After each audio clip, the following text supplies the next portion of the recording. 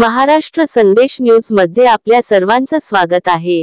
एटापल्ली पंचायत समितीच्या आमसभेत अव्यवस्था, गटविकास अधिकाऱ्यांचा भारतीय कम्युनिस्ट पार्टीकडून निषेध। 30 सप्टेंबर 2025 रोजी पंचायत समिती एटापल्ली येथे झालेल्या वार्षिक आमसभेत प्रचंड अव्यवस्था पाहायला मिळाली। नागरिकांना मोठ्या गैरसोयींचा सामना करावा लागल्याने भारतीय कम्युनिस्ट पार्टीने गटविकास अधिकारी पंचायत समिती एटापल्ली यांचा तीव्र निषेध नोंदविला आहे। आमसभेत नागरिक आपली समस्या मांडत असताना ध्वनिव्यवस्था निकृष्ट असल्यामुळे कुणालाही कुणाचे बोलणे स्पष्टपणे ऐकू आले नाही। तसेच पंखे काही चालू तर काही बंद असल्याने उकाड्याने नागरिकांना बसणे कठीण झाले। याशिवाय मंचावर मान्यवरांसाठी सुका मेवा पुरविण्यात आला, मात्र सामान्य नागरिकांना जागेवर आणून नाश्ता किंवा साधी पाण्याची कोणतीही व्यवस्था करण्यात आली नव्हती।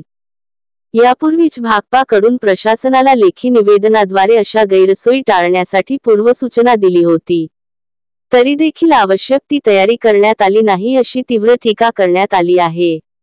या निष्काळजीपणाची संपूर्ण जबाबदारी गटविकास अधिकारी पंचायत समिती एटापल्ली यांच्यावर येते असे भाकपाने स्पष्ट केले आहे। भाकपाचे जिल्हा सहसचिव सचिन मोतकुरवार यांनी निवेदनाद्वारे सांगितले की आमसभेतील ही अवस्था ही जनतेच्या अपमानास्पद वागणुकीचे उदाहरण असून याचा निषेध आम्ही नोंदवित आहोत। सर्वांना लाल सलाम। आज दिनांक 3 सप्टेंबर 2025 रोजी पंचायत समितीच्या नियोजनाखाली आयोजित माननीय आमदार धनुराव बाबा आत्राम यांच्या आमसभेत अत्यंत खराब अव्यवस्था होती। लोकांचा आवाज येत नव्हता, सर्वत्र गोंधळ माजला होता। लोकांना आपल्या समस्या सांगताना माननीय आमदार साहेबांना ऐकता येत नव्हते।